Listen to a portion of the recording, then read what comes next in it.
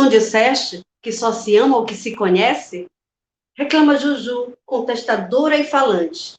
Disse mesmo. Se não sentimos o cheiro da terra, do ar, se não apertarmos as mãos das pessoas, se não ouvirmos o que elas têm para nos contar, suas histórias, suas angústias e seus sonhos, se não caminharmos descalços, sentindo os calos da terra e suas veias pulsantes, se não mergulharmos em suas águas quentes, se não tocarmos sorrisos e palavras carinhosas, se não provarmos da comida de cada lugar, se não arriscarmos alguns passos da dança, se não apalparmos as plantas, a textura das árvores e das construções, este lugar terá pouca importância para nós.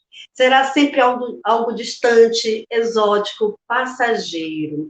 Não será parte de nossas vidas. Isso é o que chamamos de sentido de pertencimento, de pertença. Tem gente que nasce, vive e morre na região e não deixa a Amazônia entrar em suas vidas. Evita, mesmo sem saber. Verdade, tio? Gabriel, o curioso Gabriel. No início do século XX, o escritor paulista Mário de Andrade comentava: o brasileiro vive o Brasil e não o descobre.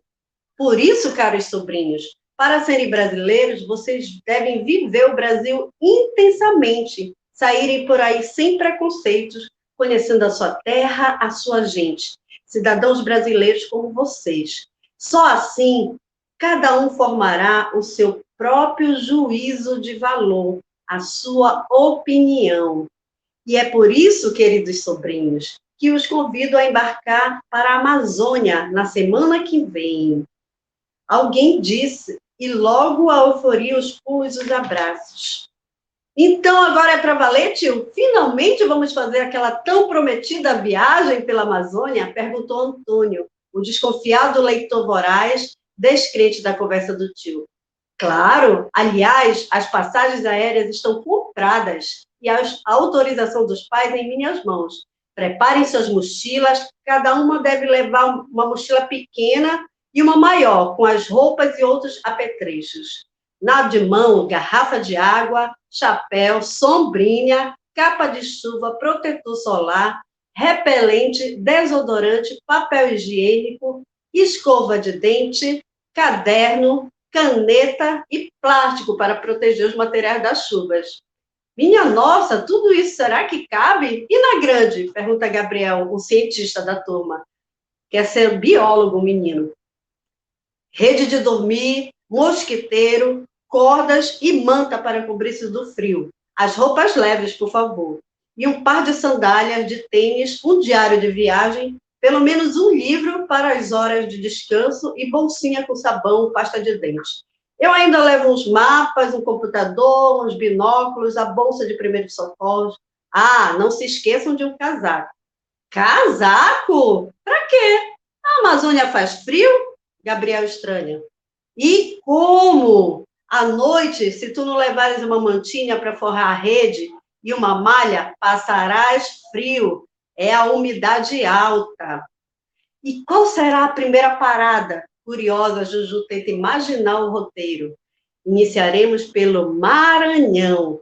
Tomaremos o avião para São Luís. A cidade é linda. As pessoas simpaticíssimas. Vocês vão adorar. Vão conhecer aquele casario colonial dos séculos XVIII e XIX, no promontório, observando a maré, o movimento dos barcos, das antigas casas, dos andares altos, é que se via a chegada das embarcações no cais, quando o único acesso era por água. São Luís? Mas, tio, não é na região Nordeste? Juju continua. Sim e não. São Luís é a capital de um estado, o Maranhão, que está tanto no Nordeste quanto na Amazônia Legal. Em termos ecológicos, o Maranhão é muito biodiverso. É o estado brasileiro com maior diversidade de biomas.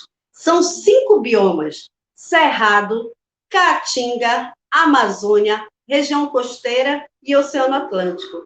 A leste da Baía de São Marcos, onde desaguam rios como Mearim e Itapecuru, inicia-se o bioma Amazônia. também conhecido como Floresta Tropical Amazônia, que chamamos de Amazônia. A oeste e a sul está a região de Cerrado e a seguir a Caatinga. O que é um bioma? Pergunta o candidato a biólogo, Gabriel. Sempre prefere perguntar o que não sabe.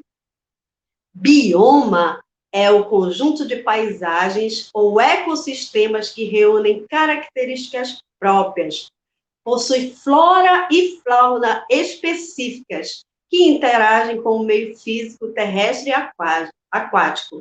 No Brasil, há 8 biomas. A Amazônia, o maior de todos e que pertence a muitos países. O Cerrado, que ocupa o Planalto Central e é praticamente brasileiro.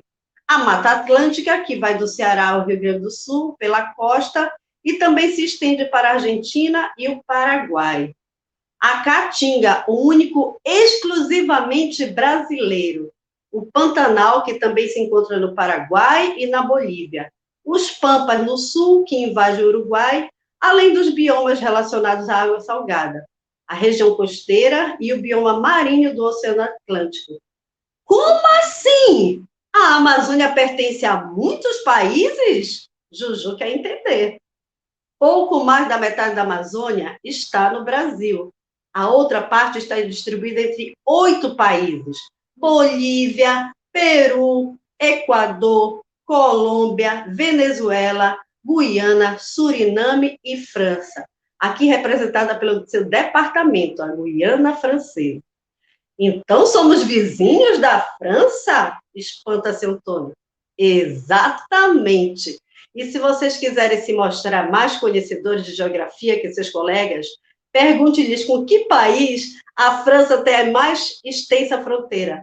Alguns dirão Espanha, outro Itália ou Alemanha. Ah, já sei, é o Brasil, certo? Gostei, Antônio espertamente concluiu. E em cada um desses países, a Amazônia representa mais de 40% de seus territórios, ou seja, a Amazônia é muito importante, tanto para o Brasil como para esses países. Então, se é assim, não somos donos da Amazônia? Juju deixa seu silêncio. Aqui temos que conversar. Nós, brasileiros, não somos donos da Amazônia, somos guardiães para a humanidade desta região única. As fronteiras nacionais definem os territórios de cada país e cada um deve zelar pela conservação dessa região para o bem do planeta. Desta vez, no entanto, meus sobrinhos, iremos conhecer apenas a Amazônia brasileira. Eu digo apenas porque esta é uma região maior que o restante do Brasil. É até maior que a Europa. Quem sabe, numa próxima viagem, não descemos os Andes até a foz do Rio Amazonas, como fizeram diversos viajantes.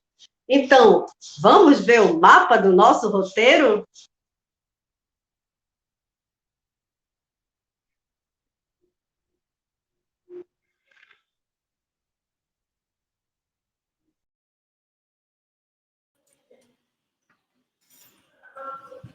Olá a todas e todos. Eu sou João Meirelles, eu vou fazer a minha autodescrição. Eu uso óculos, tenho 60 anos, tenho barba branca, bem careca. Atrás de mim tem vários pedaços de palmeira seca. E como é noite, está tudo um pouco escuro, né? E eu queria agradecer muito aqui essa leitura maravilhosa que a Rita Belen fez, a interpretação em Libras do Gabriel, e dizer para vocês que eu estou muito feliz que foi possível, graças à Lei Aldir Blanc, né, através da Secult, a Secretaria de Cultura do Estado do Pará, realizar esse livro que eu escrevi já há algum tempo e que agora consegui que fosse em meio digital, é gratuito, né? Vocês podem ver depois pelo nome, joaomeireles.com, é um site, ali está o livro, e também achá-lo, o Viagem Amazônia, João Meireles, né? E eu queria também agradecer aqui o Instituto Piabiru, onde eu trabalho, que também está me ajudando aqui, a Raio, a Flávia, e na divulgação, a Envolverde, que é outro importante site de meio ambiente, a Página 22, enfim, uma série de pessoas colaborando para esse processo, né? E o que eu queria compartilhar com vocês hoje é primeiro dizer que no final, quem ficar até o final, haverá um sorteio de livros, né? E então esperem que tem bastante coisa hoje para a gente conversar. Não vai demorar muito, mas vai ser bem legal. E só para contar um pouquinho de mim, eu nasci em São Paulo, mas moro em Belém, no Pará, que é parte da Amazônia, há 17 anos, né? Trabalho com a Amazônia há 40 anos ou mais, e é uma região que eu me dedico bastante, né? Tanto como trabalhando numa ONG, numa organização da sociedade civil, o Instituto Piabiru, como escrevendo livros. Tenho 9 dos meus 18 livros sobre a região, entre os quais esse aqui, que é especialmente dedicado aos jovens de todas as idades. E eu queria aqui começar falando com vocês, convidando as minhas colegas educadoras, Tati e Rita, né? E então eu gostaria de apresentar a Rita, que é uma professora, né? Mestre em educação pela Universidade Federal do Rio Grande do Norte, especialista aí em pedagogia, né? Paraense, Papa Chibé, da Gema, né? Educadora, poeta, letrista, tem um projeto fantástico. Mostra aí o carrinho do projeto, Rita, que a tela às vezes não cabe tudo, né? E é uma biblioteca itinerante, a Bomboleiro, que é um projeto maravilhoso em Belém, né? E a Rita também está ocupando um cargo público na Secretaria de Educação, né, do município, inclusive dedicada aí a bibliotecas. Nós vamos falar muito sobre bibliotecas públicas, bibliotecas escolares, né, que é uma grande especialidade e paixão aí da Rita. Né? Rita, se você quiser fazer a sua autodescrição para as pessoas também que tem mais não teriam como te ver pessoalmente, conta um pouquinho como você está hoje.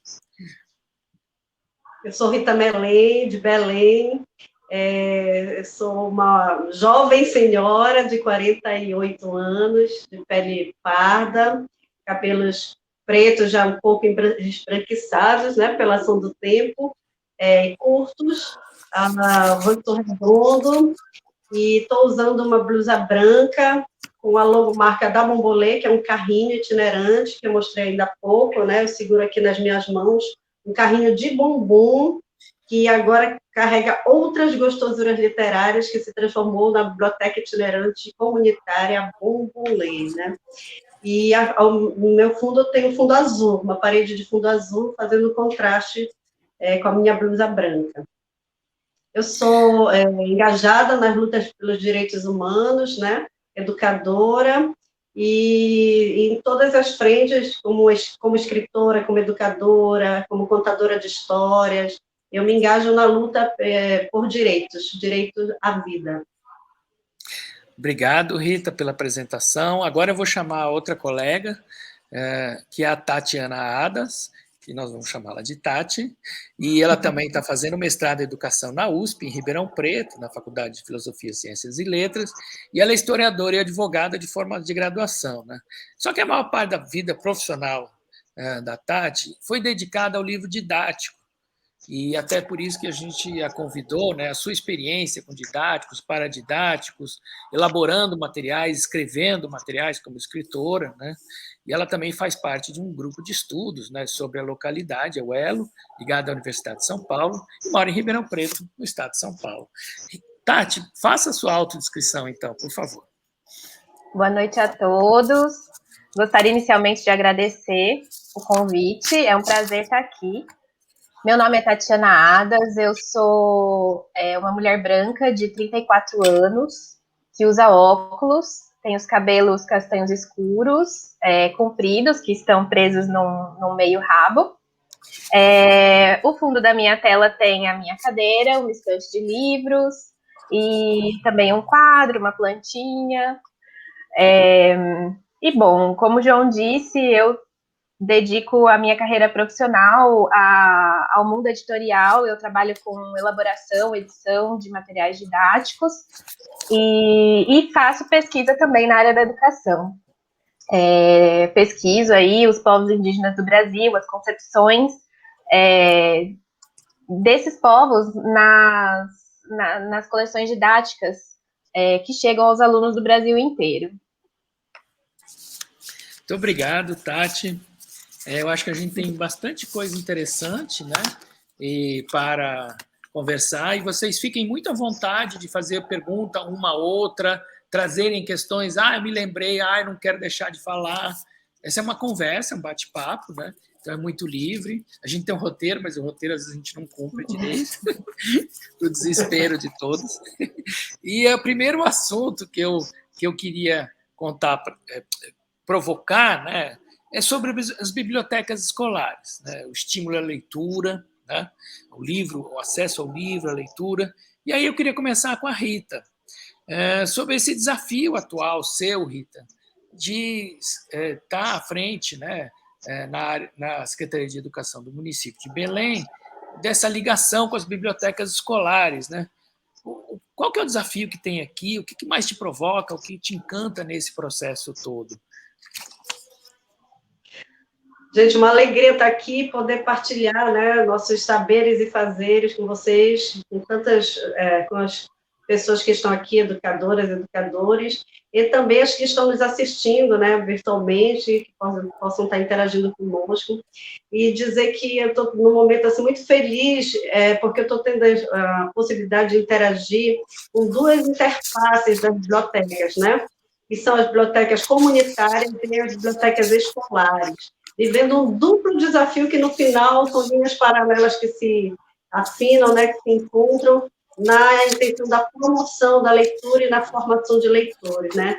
Então, nosso desafio maior é criar bibliotecas vivas que colaborem e concorram para a formação de leitores e que possamos vencer desafios como, por exemplo, a precariedade. Nós temos hoje aqui um déficit muito grande ainda de bibliotecas. Nós temos na rede municipal de Belém, e quem coordena as bibliotecas é o Sistema Municipal de Bibliotecas Escolares, o SISBUB, na qual eu atuo, né? Nós temos hoje 75 bibliotecas escolares na rede municipal de Belém, mas ainda temos alguns espaços educativos especialmente voltados para a educação infantil, que não são equipados com biblioteca, mas são atendidos por um projeto muito interessante, que é o Baú das Histórias, né, que objetiva democratizar o acesso ao livro e se preocupa com a formação do pequeno leitor, né, a partir de atividades lúdicas, literárias, voltadas para a primeira infância.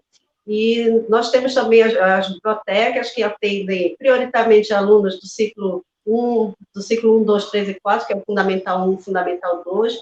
Nós temos também bibliotecas na EJAI, que infelizmente nas gestões passadas foram fechadas, mas vocês sabem, Belém viveu um momento esperançoso com o governo de nossa gente, e que intencionaliza exatamente promover ações que concorram para essa formação, dessa criação dessa cidade de leitores.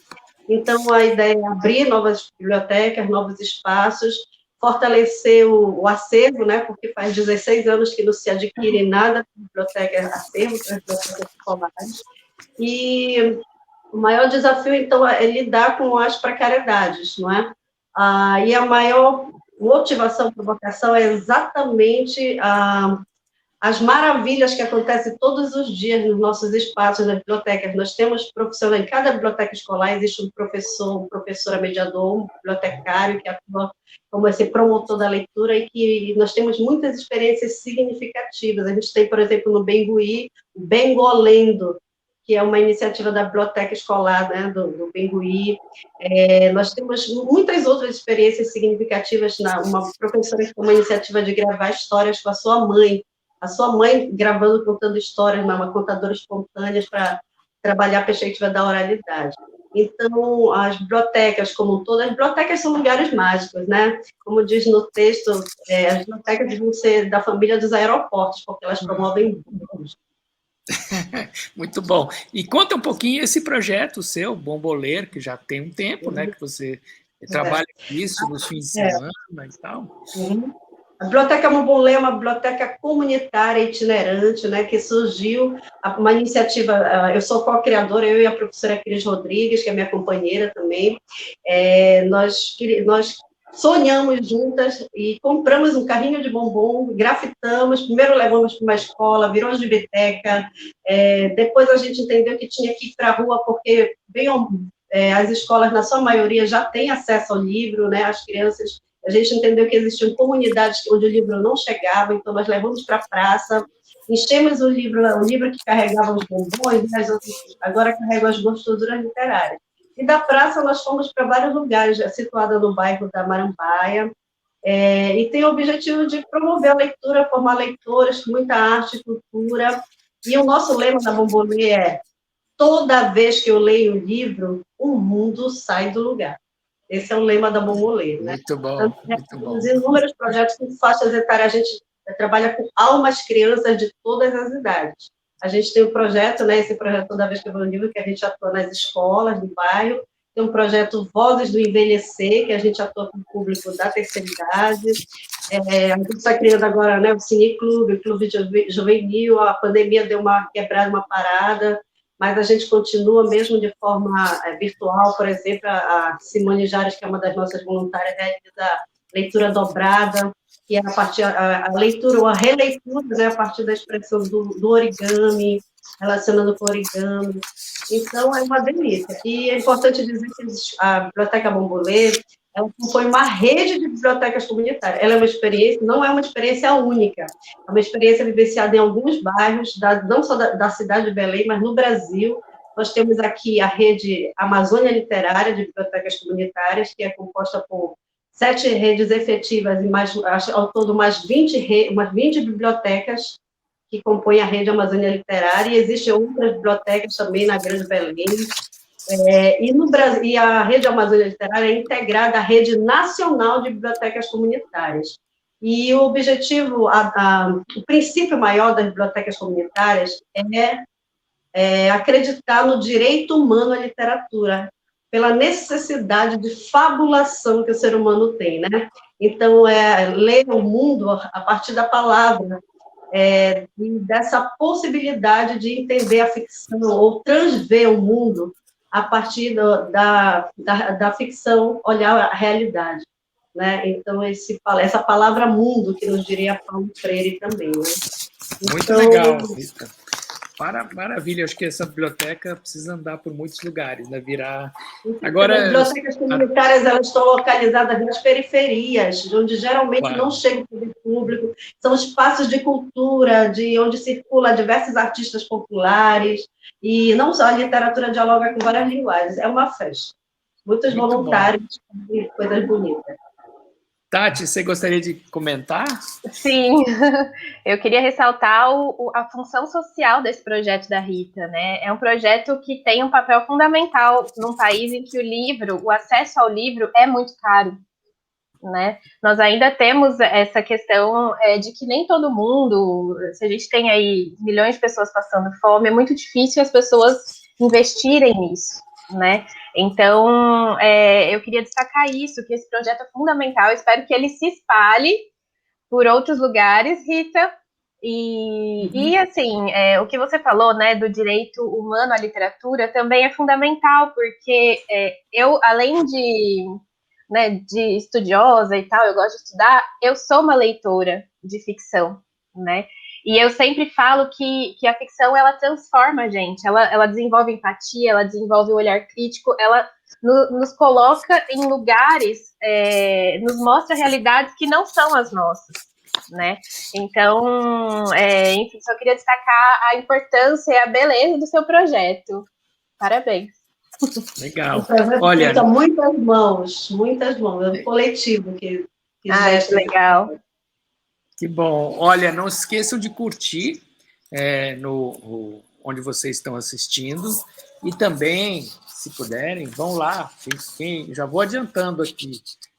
Quem vai concorrer aos livros é quem entrar no meu perfil do Instagram, que é o @jmeireles, com 2 L's, filho, né?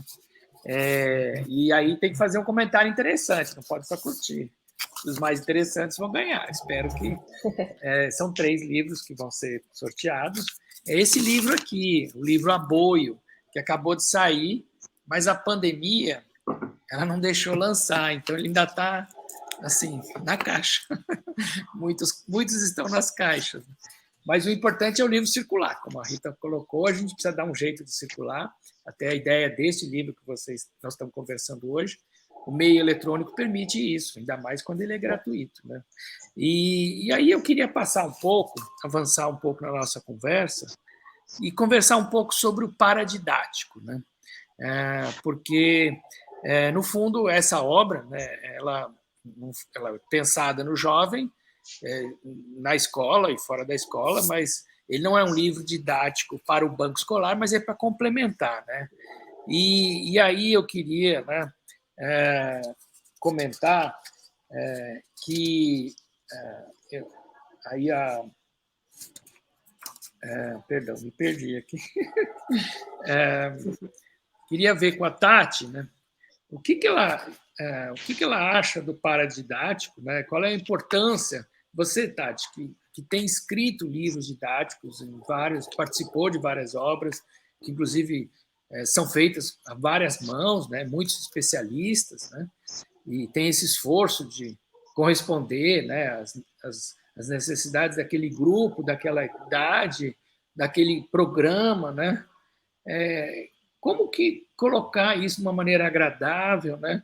E qual é a função do paradidático junto com aquele livro que muitas vezes ele está muito específico, muito em cima de um assunto, né? Então, como é que é esse desafio do paradidático, que ele encante também, que ele também seja uma porta para a leitura, para o interesse do livro?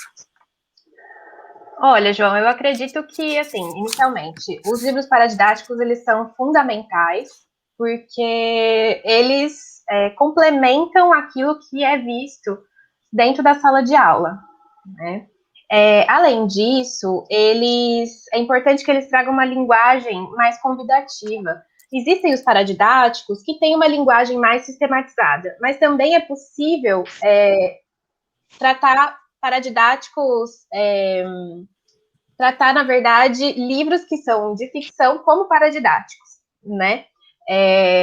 O seu livro, ele é um livro que trata de uma história, uma narrativa leve, né, que faz aí por meio do diálogo, a gente vai navegando ali junto, a gente vai passeando, viajando com o tio e os sobrinhos, e ele tem essa linguagem mais cativante, porque, por vezes, para o aluno, o que está no livro didático é uma linguagem mais formal e tudo mais. Então, eu acredito que a questão fundamental é a linguagem mesmo.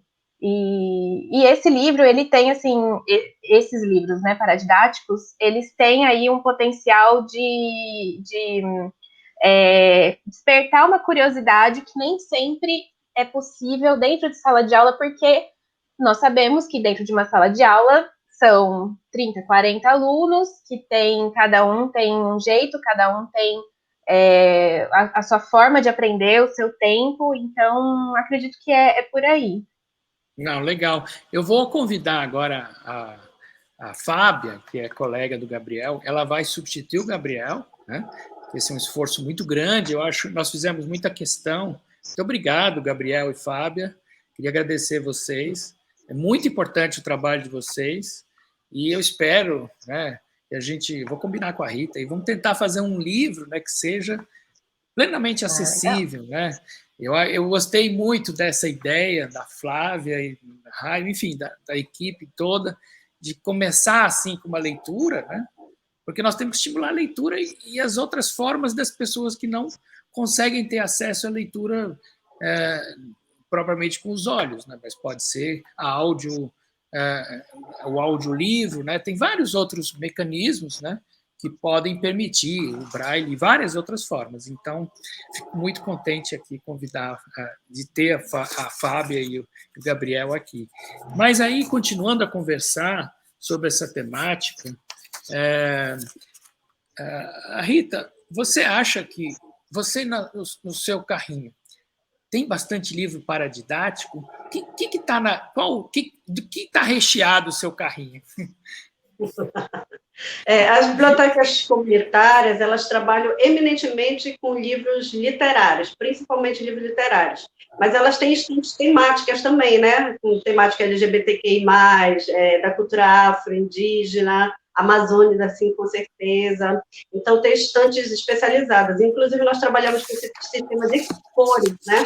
E cada cor classifica um tipo de literatura infantil juvenil. E a gente tem, por exemplo, a cor do açaí, que classifica a literatura paraense.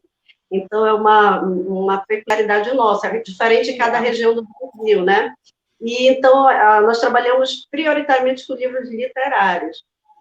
Já nas nas bibliotecas escolares, além dos livros literários, nós temos também, principalmente, livros paradidáticos e alguns didáticos também, né?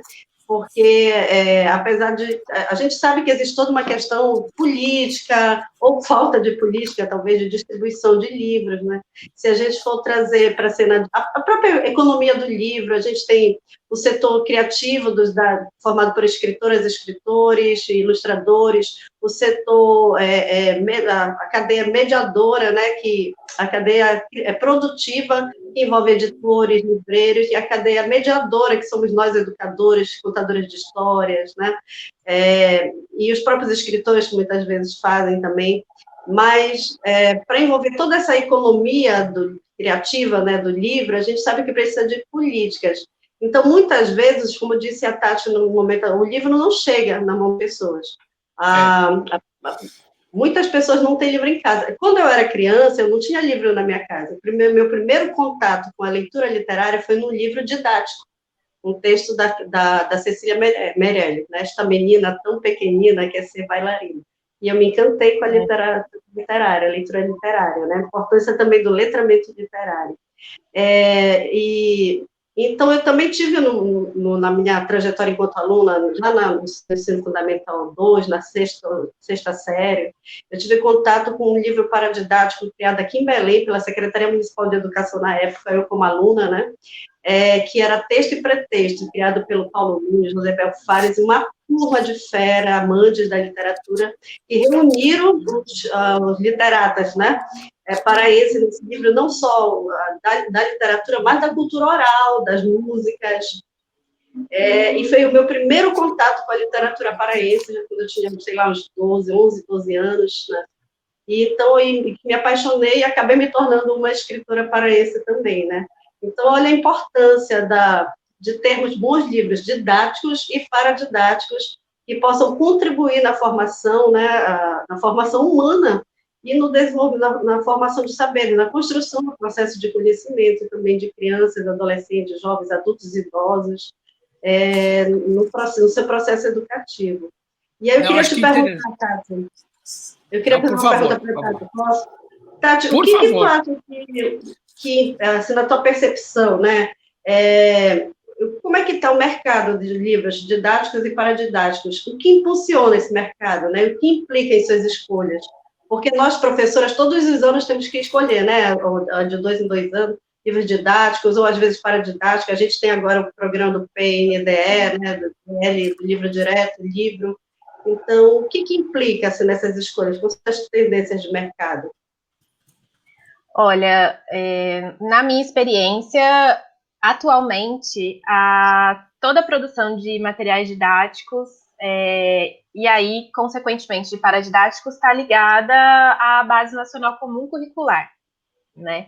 Então, atualmente, com esse documento, que agora tem caráter normativo e nos últimos anos vem ditando quais são os conteúdos que devem ser selecionados, quais são as habilidades, né, que os alunos devem aprender aí ao longo do processo de ensino-aprendizagem, eu acredito que as temáticas estejam bastante vinculadas, porque a gente não pode esquecer que todos esses livros, né, eles são materiais didáticos, paradidáticos mais sistematizados, né, são desses que eu estou falando, eles são dotados de historicidade. Então, a gente tem um contexto de sua produção, né, e a gente não pode esquecer que esses livros são feitos por editoras, eles são uma mercadoria, né, querendo ou não. Então, e aí agora com essa obrigatoriedade, eu acredito que existe essa vinculação. Por isso que livros independentes, que são feitos em projetos independentes como esse do João, são tão importantes, porque, primeiro, né, traz um aprofundamento de alguém que mora na Amazônia e trabalha com isso, e estuda há muitos anos, mas também trata de um assunto de uma forma desvinculada do mercado, né? Então, e também de forma aprofundada, que é um aprofundamento que poucas pessoas têm acesso. Então, eu já mandei o livro para todo mundo, porque eu falei, né, gente, não importa a idade, não é só para jovem, é para adulto, para criança, porque realmente, assim, eu conheço Manaus e Belém, e aí eu lendo o livro, assim, a gente vai descobrindo que a gente não sabe nada, né, assim, quanto mais eu lia, mais eu falava, meu Deus, quanta coisa que eu não sei, então, acho que é por aí. Então, acho que é legal, Tati e Rita. A Rita levantou uma questão que eu entendo que os paradidáticos, quando um escritor escreve um paradidático, eu lembro do livro paradidático do Benedito Monteiro, por exemplo, grande escritor paraense, pouco conhecido. Tem escritores fantásticos na Amazônia, né? Seja no Pará, seja no Acre, no Amazonas, né? E às vezes não está vinculado o paradidático com a boa escrita, né? É uma preocupação de conteúdo, mas nem sempre é uma qualidade literária, ou qualidade da escrita, não apenas literária, mas qualidade da escrita, né? E eu acho que aí temos um desafio, né? Tratar de um tema atual, né? E importantíssimo, e necessário, né? Não é nem discutível. Praticamente não há livros paradidáticos sobre a Amazônia atualizados, né? E que não estejam agarrados como um carrapato no didático. Então, mais soltos, mais livres, mais inquisitivos. Que traz essa linguagem mais convidativa que a gente comentou, né?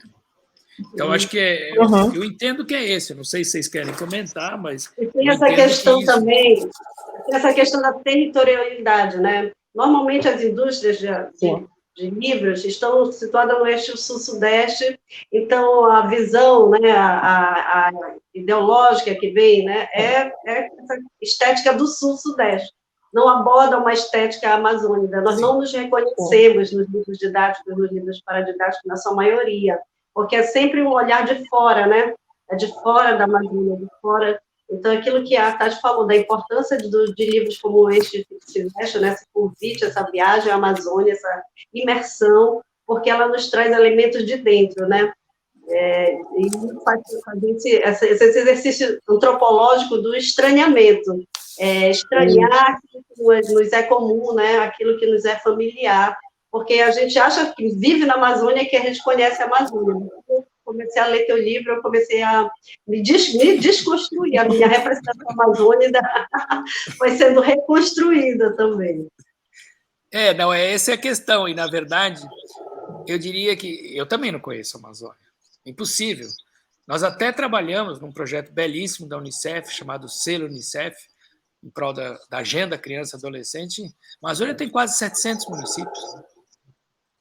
Se a gente contar os municípios dos outros países vizinhos, nós vamos para mais de 1.000 municípios. São 35 milhões de pessoas. Enfim, é uma loucura. A numerologia da Amazônia é fantástica, mas o que falta... Só que a biblioteca da Amazônia, quando vai numa livraria, não tem livro sobre a Amazônia.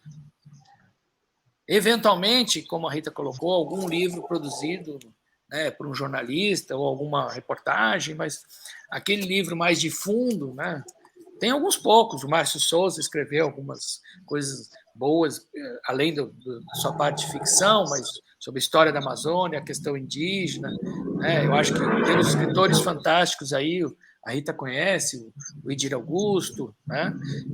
O Salomão, enfim, tem um grupo forte, né? E sobre o Marajó nem se fala, né? O que tem, eu acho que a Rita pode comentar também se isso encanta, Rita, se essa literatura encanta ou não. Com certeza, né? Eu falava no início na necessidade de fabulação, né? Então, aqui na Amazônia, a gente já está envolto nessa umidade, nessa mitopoética, né? Dos nossos encantados, da nossa herança, né? Indígena, africana, dessa nossa cultura caboclo-ribeirinha. Então, a gente se identifica. Tu tens razão quando tu dizes que nós temos poucos livros paradidáticos. E quando se produz, ele não é paradidático, ele é didático. Então, normalmente não chama a atenção, ele é livro temático, de pesquisa. Nós temos inúmeras pesquisas muito boas nas universidades, especialmente na UEPA. A UEPA tem uma linha de pesquisa que fala da cartografia dos saberes amazônicos. Olha que lindo. Ai, que legal. Né? A UFPA investe muito na construção de uma epistemologia amazônica. Né? Mas a gente tem muita produção acadêmica e ela não está chegando nas nossas escolas, né? Na formação da base.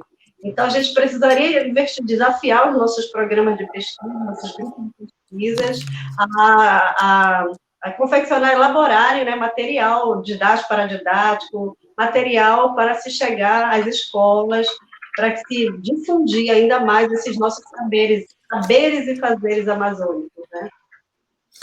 Não, é bem isso mesmo. E aí eu queria também ouvir um pouco da Tati, para aprofundar, né, o conhecimento do que está no didático, do que está na sala de aula, né? Você usa sempre um termo menos didatizado, né? Eu acho interessante isso, né?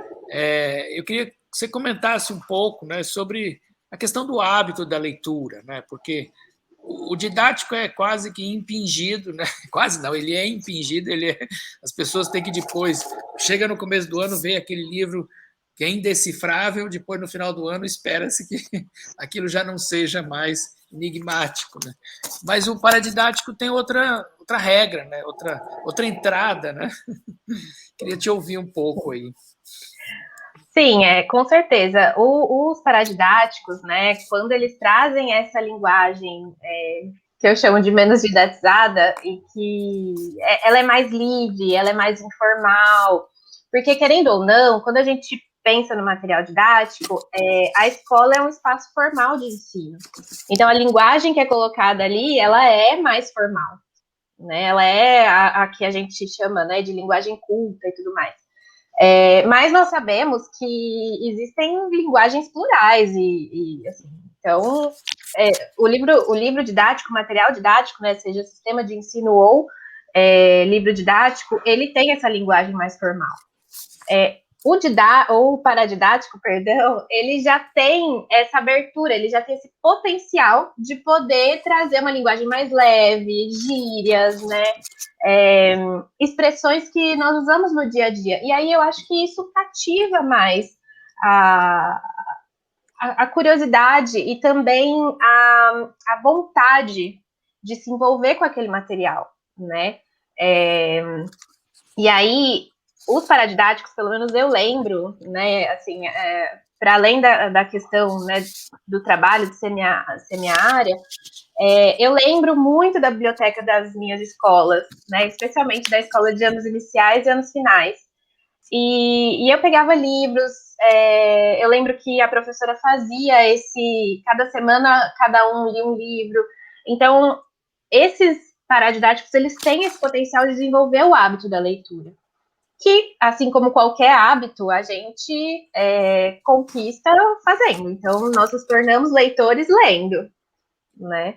E hoje em dia é um desafio, né? Diante de tantas opções que as crianças e os adolescentes têm, criar esse hábito, incentivar esse hábito é um grande desafio para nós educadores. João, por favor, Rita, por favor. Então, a gente costuma dizer nas nossas bibliotecas que democratizar o acesso aos livros é o primeiro passo, mas o livro não sai sozinho do estante. Desenvolver esse gosto pela leitura, né? Essa cuíra, como a gente diz aqui na Amazônia, né? Essa cuíra de ler, essa vontade de ler, ela é um processo importante aí, o processo de mediação de leitura. A mediação é exatamente convite à leitura. E nós, mediadores, quem são os mediadores? Né? Existem os mediadores espontâneos, pais, tios, madrinhas, padrinhos que presenteiem uma criança com livro, por exemplo, né, que leva a criança numa biblioteca ou numa livraria, professoras, professores que apresentam, né, livros, educadores em geral, contadores de história. Então, aos mediadores espontâneos e aos mediadores profissionais, que somos nós, por exemplo, educadores, né? E então a mediação é um papel muito importante nesse convite para o ato de ler, né? Porque o ato de ler, como diz Paulo Freire, precisa ser um ato amoroso, é um ato político, é um ato amoroso, é transformador, porque a partir da leitura da palavra a gente também lê o mundo, né? Exatamente. Que essa é o que a gente trabalha na perspectiva do letramento literário, né? Não é qualquer leitura que a gente está falando. Então, normalmente, a leitura literária é o primeiro convite. Na verdade, o gibi, a quadrinha, é sempre um dos primeiros... Não importa... para formar um leitor, né? E aí a leitura literária é um convite, mas a construção do conhecimento é um processo sedutor também. Então, a criança, o adolescente, o educando, ele fica ávido para conhecer mais. E aí entra os paradidáticos, né? Que precisam chegar mais, instrumentalizar mais a formação dos nossos educandos. Então, agora nós vamos dar um intervalinho para a Fábia, né? Vamos chamar o Gabriel, e tem um esforço muito grande aqui, contribuir nesse processo, mas vamos seguir na nossa conversa, né? E eu queria também, tem algumas pessoas que estão se manifestando, eu queria ler algumas dessas manifestações, e quero lembrar do sorteio, né? Quem quiser ganhar livro, senão o livro vai ficar na estante. Eu prometi, viu? Eu prometi. Tem que entrar no meu Instagram e vai aparecer aí o endereço também, que é @jmeireles com 2 L's filho, né? No Instagram, e curtir e fazer um comentário para poder concorrer, né? Tá aí aparecendo na tela, né? Curtir e comentar, um comentário legal, né? Então, eu queria chamar alguns comentários também que apareceram. Agora, acho que a Tati também queria comentar alguma coisa antes de eu chamar os comentários? Não, acho que não. Não especificamente, tá bom. Não especificamente. Então, eu vou te convidar. Eu não estou vendo os comentários aqui, mas... chegou. Opa, agora. O Dalmar Conde, grande jornalista da Envolverde, ele diz o seguinte: tenho aqui próximo a biblioteca comunitária abandonada. Vou arregaçar as mangas e resgatar esse espaço. Isso é muito legal. Maravilha, maravilha. Dal, conta conosco, somos uma rede. Entre em contato com a gente na Bambolê, a gente tem doado um acervo inicial de muitas bibliotecas, né? Está iniciando uma lá na Vila da Barca, a Barca Literária, né? E a gente está em vários lugares, assentamentos, não é? Então, pode contar com a gente, viu, Dalmar Condes?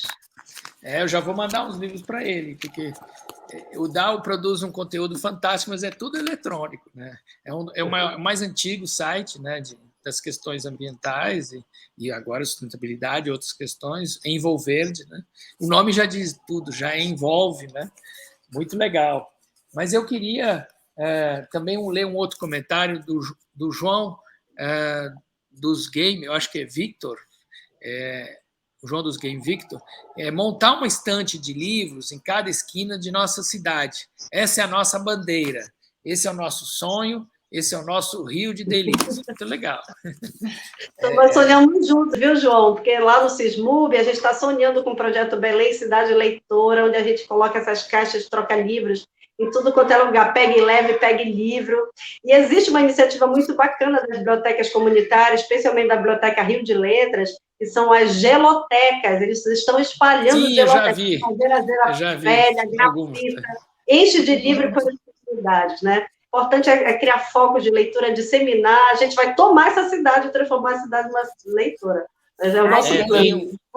Tem um projeto maravilhoso, que é o Vagalumes, que vai para as comunidades bastante isoladas. Eu lembro que no Negro, eu andei dias de barco pelo Rio Negro, e encontrei em Moura, uma cidade bastante... não é nenhuma cidade, já foi até maior, uma vila pequena, tinha uma biblioteca do Vagalume e tinha um livro meu lá.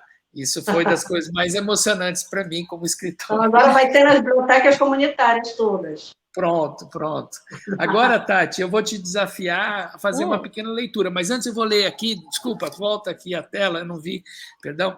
A Marcela do Carmo coloca o seguinte: sempre inicio minhas aulas com uma leitura. Leitura é lazer, é cultura, é vida. Learning. Muito legal.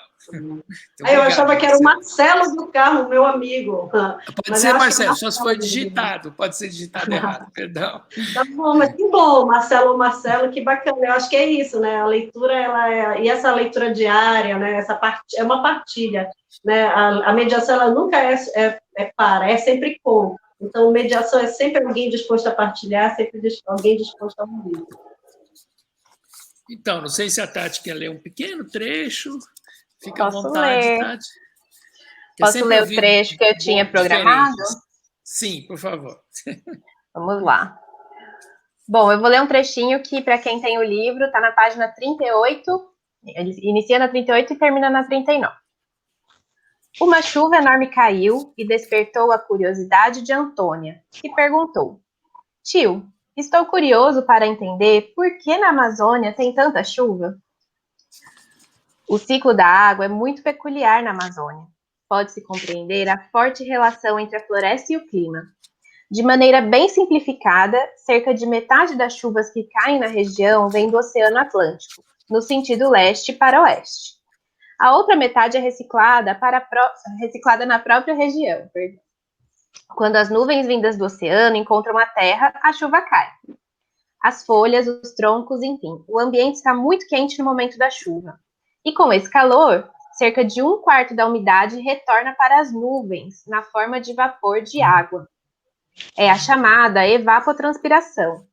Uma parte da chuva é retida pelas próprias plantas, mantendo o sistema sempre úmido e controlando a temperatura. As árvores são verdadeiras bombas de água, puxando a água do solo e devolvendo-a para a atmosfera quando transpiram. O outro 1/4 segue o caminho do oceano, drenado pelo complexo sistema fluvial. Aí agora o Gabriel, sobrinho. Puxa, então a água que sai pelos rios parece bem pouco. Mas uma coisa, tio, eu ouvi falar que a Amazônia seria o pulmão do mundo? Gabriel, um pouco perdido, pergunta. Não, esse é um erro bem comum. É uma fake news. Melhor seria dizer que a Amazônia é um grande circulador de água, que lança umidade às regiões vizinhas e doa muita água para o centro-sul do Brasil, o norte da Argentina e o Paraguai, por exemplo. James Lovelock compara a Amazônia ao rim, um órgão essencial.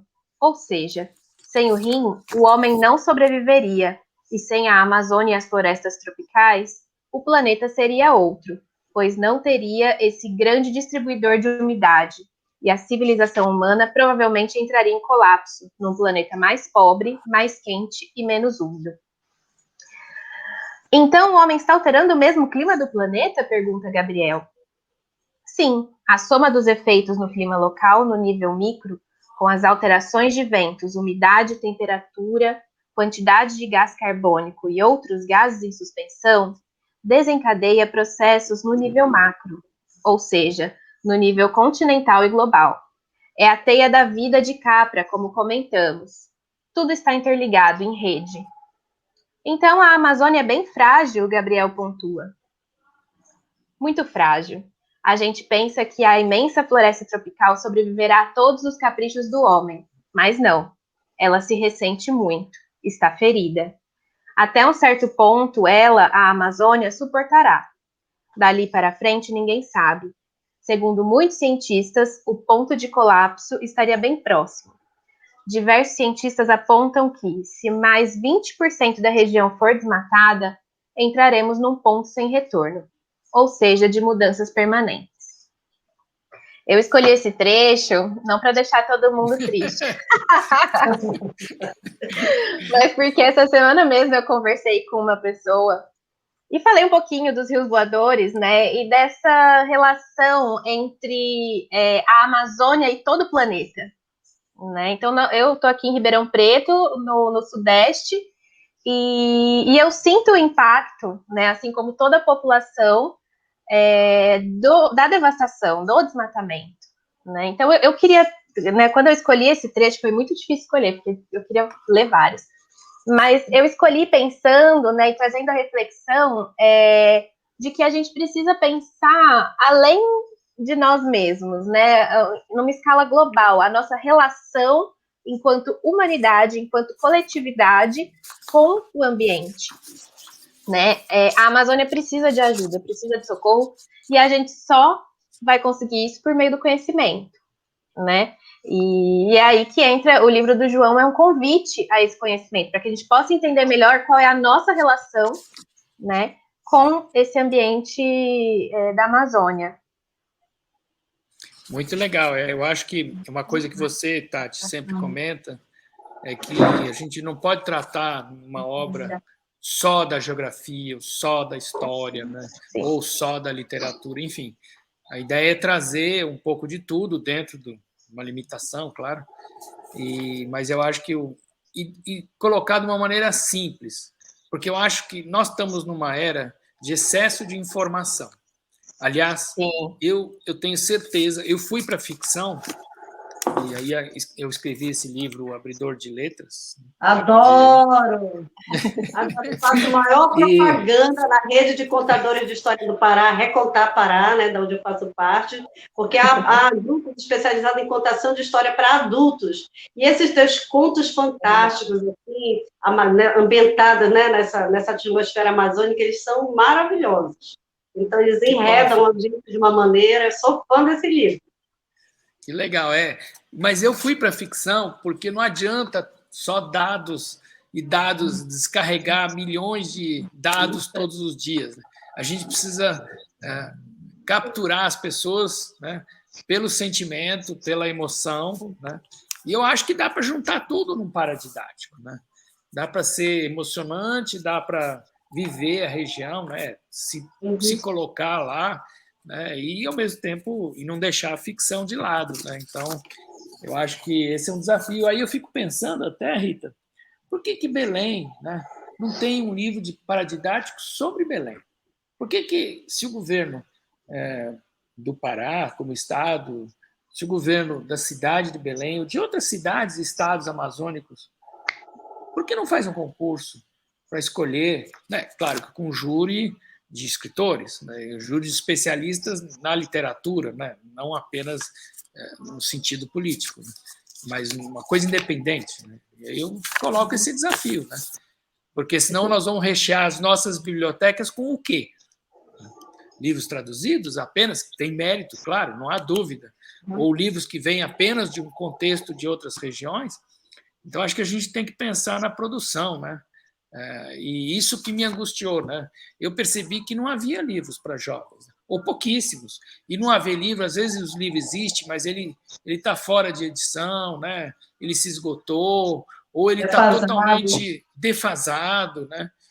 Claro que ao longo da história há livros maravilhosos. Eu tenho muitos livros muito bons, mas e hoje, né? E acessível pelo celular, né? Pelo computador, pelas novas mídias, né? Então eu queria caminhar aqui para a conclusão, mas não esquecendo de lembrar vocês. Olha, nós vamos dar uma deixa. Pode fazer comentário no YouTube, não precisa ser só no Instagram, porque eu esqueci que o que acontece é que quem está assistindo, para sair, né, tem que sair, pelo menos sair da tela. Né? Então, esse problema tecnológico. Né? Então, vale os comentários no YouTube. Então, vale aqui também, né?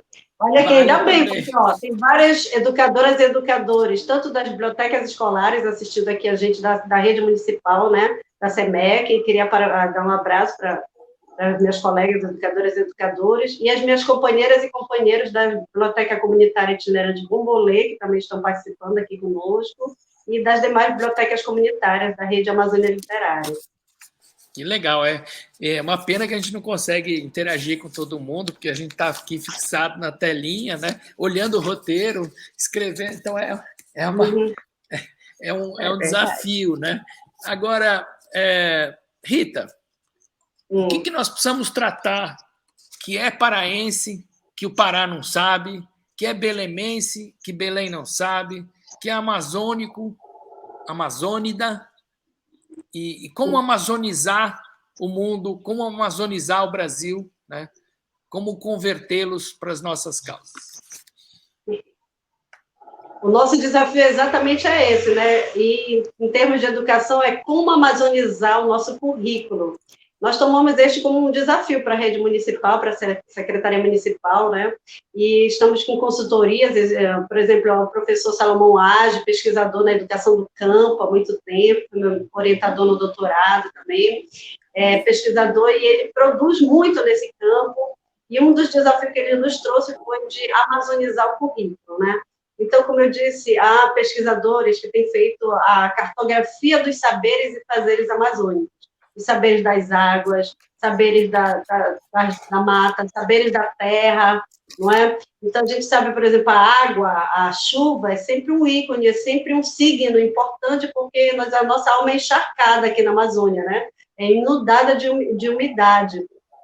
Então, a gente tem uma atmosfera própria amazônica. Então, esses saberes e fazeres ancestrais, inclusive, né, produzidos pelos sujeitos amazônicos, povos originários, a população caboclo-ribeirinha, a quilombola, as comunidades tradicionais, né? Então, nós temos muitas técnicas de manejo.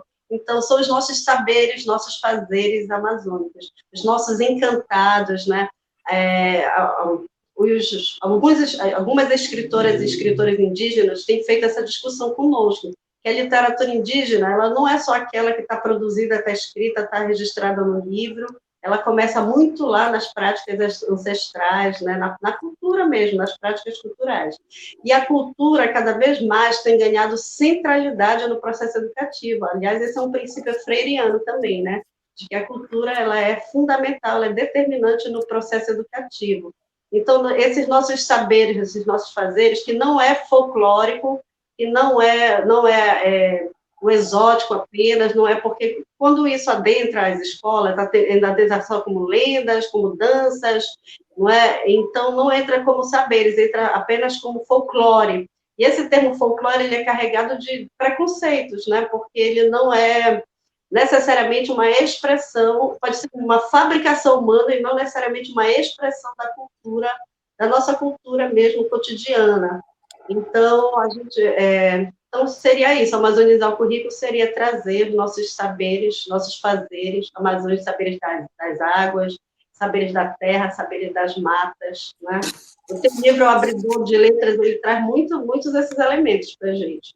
Então, eu convido também para a leitura.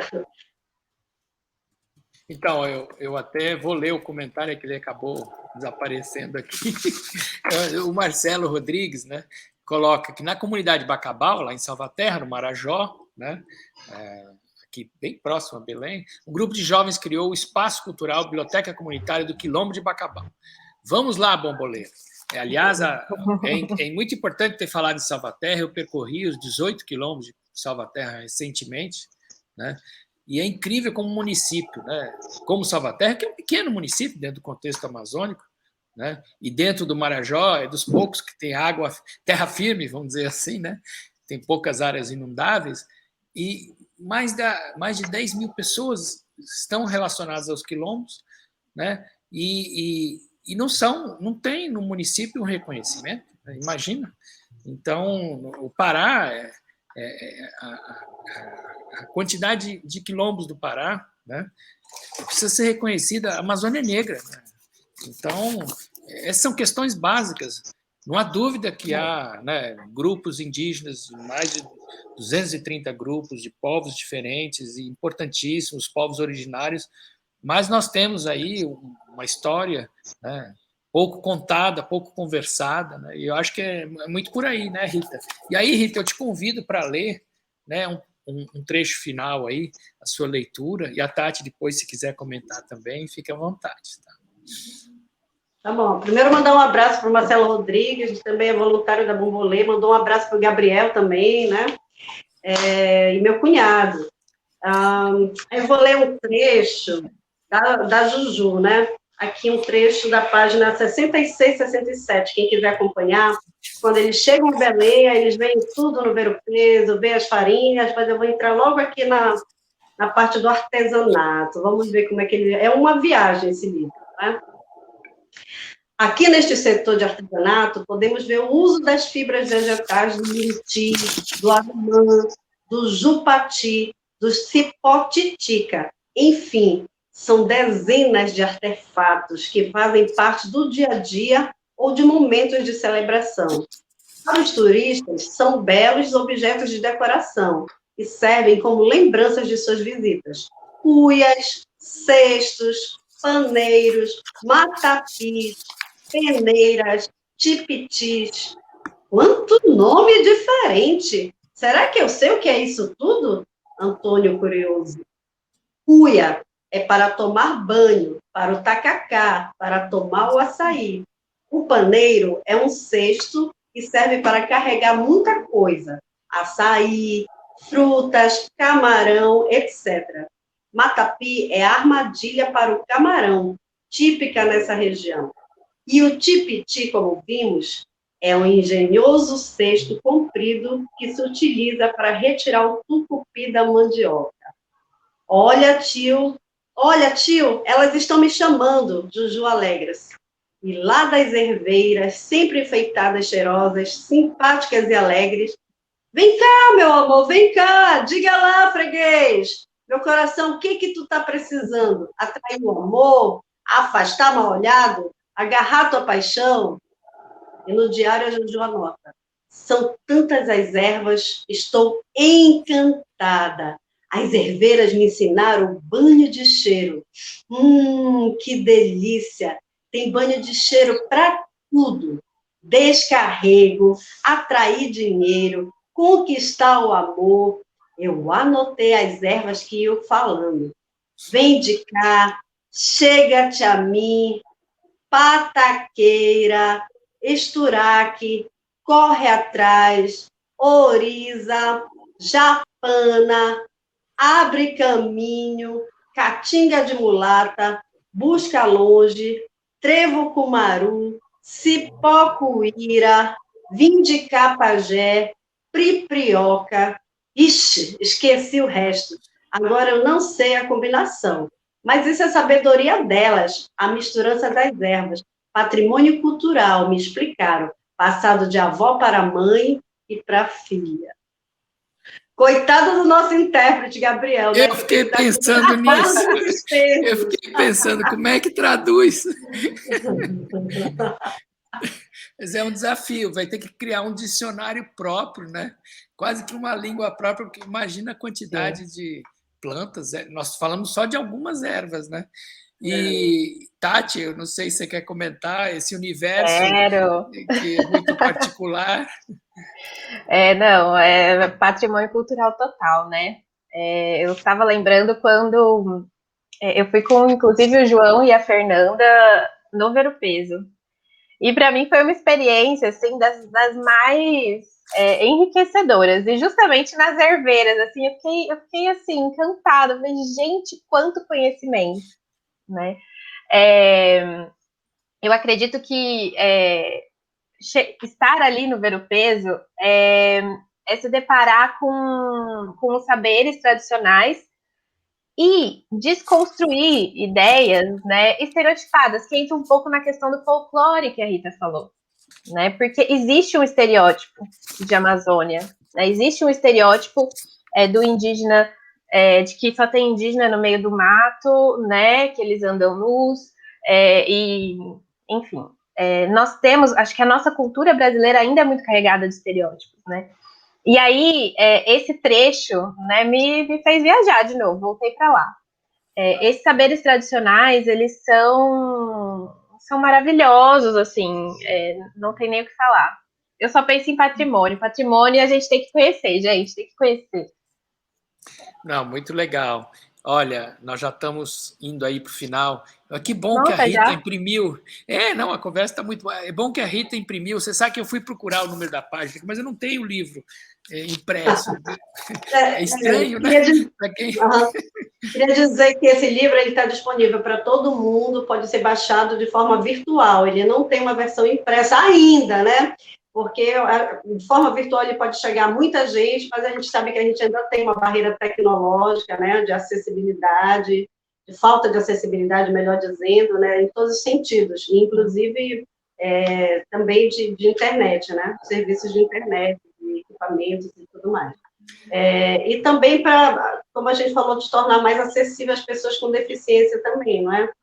Fazer audiodescrição, a gente já está com a Libras aqui, mas fazer outras versões, porque a ideia é que chegue a vários públicos diferentes. Eu quis imprimir a capa porque eu queria fazer um comentário sobre o livro, posso? Então, Por esse favor, livro assim, por favor. é um convite, né? Eu queria convidar todas as educadoras e educadores e pessoas que amam a Amazônia e que ainda não amam. Acredito que a partir dessa live vai ser contagiado pela Amazonite, né? Que é um vírus que o João criou, que é de quem se apaixona pela Amazônia e passa a ser um guardião, um defensor também, não é? Então, eu fiz um pequeno texto de apreciação do teu livro, e eu queria fazer, desde a capa. João Meireles, apesar de não ser artista ou professor, é um educador social, que continua sendo um abridor de letras, só que agora as que descortinam uma imersão na Amazônia brasileira, através de uma grande viagem fictícia, porém, através de uma narrativa com riqueza de detalhes de quem realmente conhece a paisagem natural e cultural amazônica. O livro, desde a sua capa, nos convida a embarcar e conhecer de perto uma Amazônia de múltiplas vozes, pelo diálogo de seus habitantes, povos originários, comunidades tradicionais, quilombolas, ribeirinhos, gente do campo e da cidade, além de pesquisadores que se reconhecem não como donos da Amazônia, mas guardiões de sua paisagem natural, cultural e social. Apaixonado pela Amazônia, João é um forasteiro com sentimento de pertença.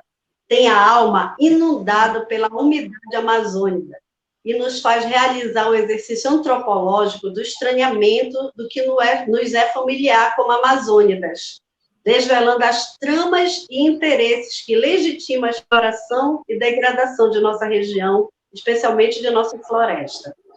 Imprime no livro uma pedagogia da pergunta, como nos diria Paulo Freire, envolvendo na narrativa personagens, um tio e 3 sobrinhos, movidos pela curiosidade e vontade de partilhar saberes in loco sobre a Amazônia, aprendendo ao pé da árvore, na perspectiva da pedagogia da roda, praticada por Tião Rocha e inspirada nos princípios freirianos de uma educação dialógica e popular, forjando uma ecologia de saberes, como nos diria Boaventura Souza Santos, capaz de superar o pensamento abissal e relacionar os saberes científicos aos saberes e fazeres amazônicos, valorizando os saberes ancestrais. Este livro, feito para ler em voz alta, traz elementos importantes para refletirmos e repensarmos a nossa pegada ecológica, nossas marcas no planeta, superando a relação dicotômica entre ser humano e natureza. Nós somos terra, nós somos água, somos todos natureza, diria o indígena Ailton Krenak. A ideia de nós humanos nos descolarmos da terra, vivendo uma abstração civilizatória, é absurda, suprime a diversidade, nega a pluralidade da existência de hábitos. Ailton Krenak. João Meireles nos traz elementos suficientes nesse livro para sermos contaminados pelo vírus da Amazonite, pois só se ama o que se conhece. E de posse da compreensão das causas e não só consequências de sua degradação, possamos nos engajar na defesa, manutenção e conservação da maior floresta tropical do planeta, este patrimônio vivo da humanidade. Gratidão, João. Obrigado a você pelas palavras. Fiquei emocionado aqui do meu lado. Já vou colocar no meu site essa crítica. Muito obrigado. Gostei. Então, eu acho que... não sei se a Tati quer falar alguma coisa, mas Quer falar, Tati? Não, é emocionante mesmo. E ela descreveu, assim, caiu como uma luva. Que bom. Então, como já estamos no fim da nossa live, eu quero ver a questão do concurso, né? De quem vai ganhar os livros. Por favor, aí eu preciso dos comentários. João, eu gostaria de aproveitar que tem público, fazer ao vivo um convite para que esteja numa maratona conosco.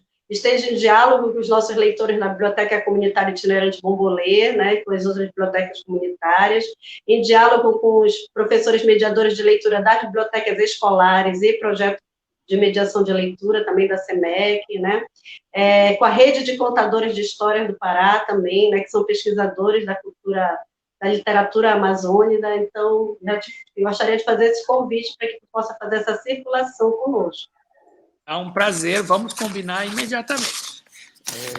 Amanhã a gente já combina, e eu faço com grande prazer. Estou esse ano participando com o Sesc Arte da Palavra, que é o maior conjunto de eventos literários do Brasil, né, já há anos. O Sesc é um grande parceiro, né?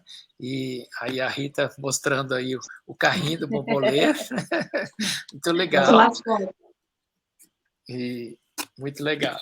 E aí, eu quero ler os comentários das pessoas, né, que fizeram aqui também, para que ganhem os livros, e lembrar vocês que essa live, o livro, foi viabilizado, né, pela Lei Aldir Blanc, que é uma lei muito importante, permitiu a muitos artistas de diversas áreas de trabalho, neste momento difícil da pandemia, conseguir trabalhar ou colocar os seus produtos, seus trabalhos em campo, né? Então, lembrar que esse foi, graças ao edital, que isso foi possível, da Lei Aldir Blanc, através da Secult, né? E eu vou ler, então, aqui os comentários que venceram aqui e que vão receber os livros. Pode mostrar. O João dos Game Vitor falou: montar uma estante de livros em cada esquina da nossa cidade, essa é a nossa bandeira, esse é o nosso sonho, esse é o nosso Rio de Delírios. Ele, então, vai ganhar um dos livros, né? E o outro... É que às vezes demora um pouquinho a tecnologia, tem as suas dificuldades, né?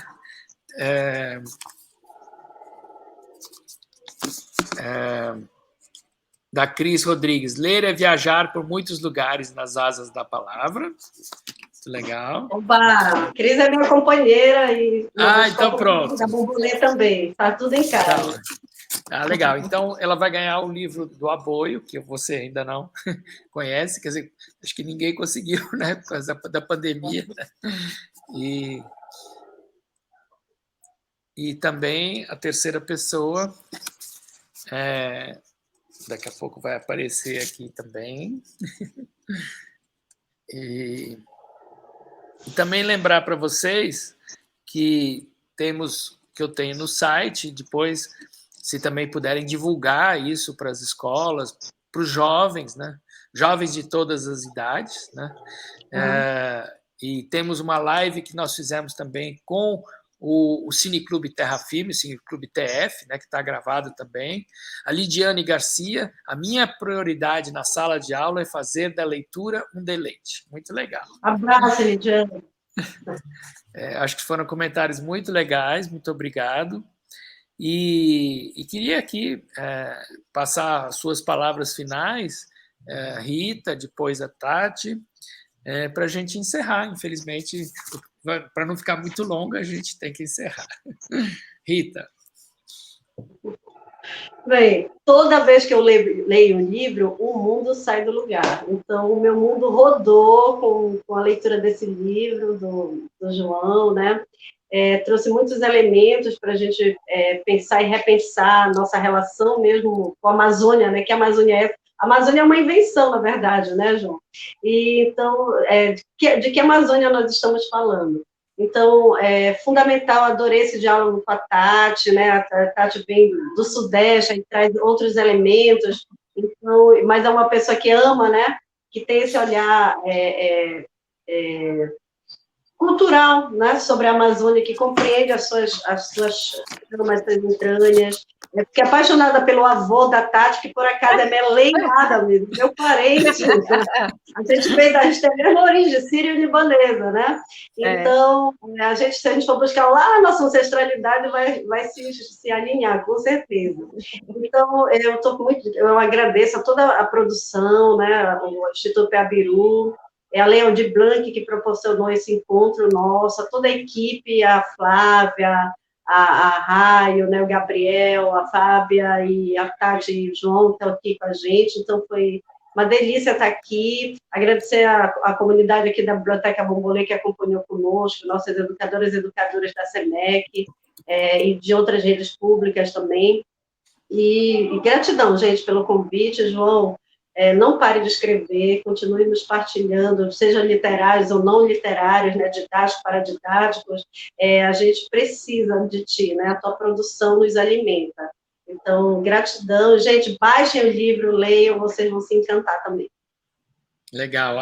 A comentário da Rita, né, ao Melen Adas, está ao final, um vídeo que, assim, bem espontâneo, que eu pedi um comentário sobre o livro, ele fez um videozinho muito legal, e a gente decidiu, no final da primeira live com o Cine Clube TF, né, com a professora Lilian e seus alunos, a gente tem ele lá. Quem quiser dar uma olhada, vale a pena.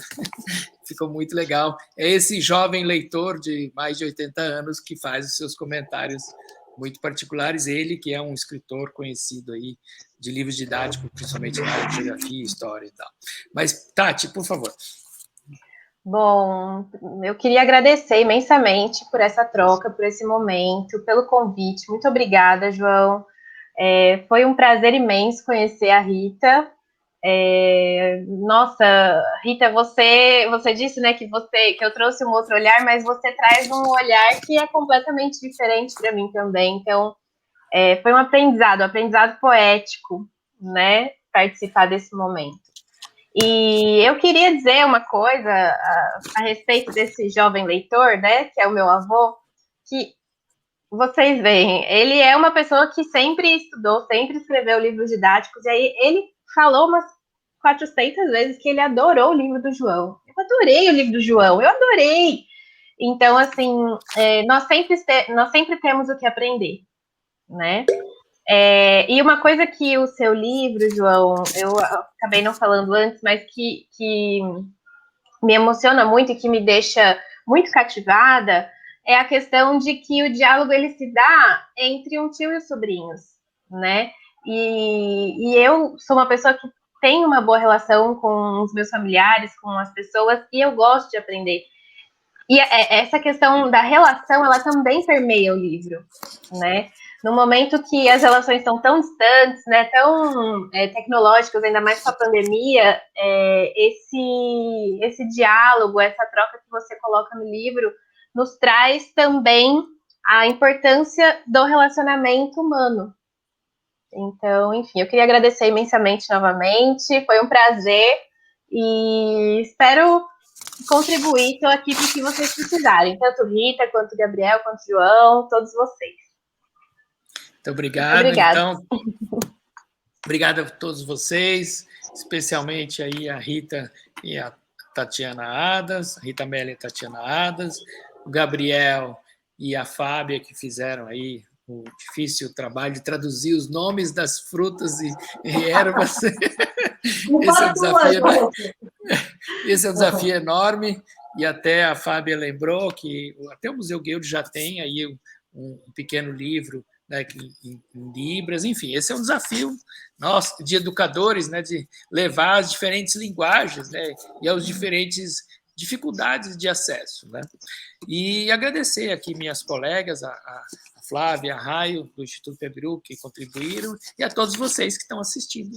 E, por favor, levem, compartilhem, porque essa é uma obra acessível, esperamos que assim seja. Muito obrigado a todos, boa noite. Gratidão, gente. Um abraço. Até mais. Até logo. Tchau, pessoal. Obrigada.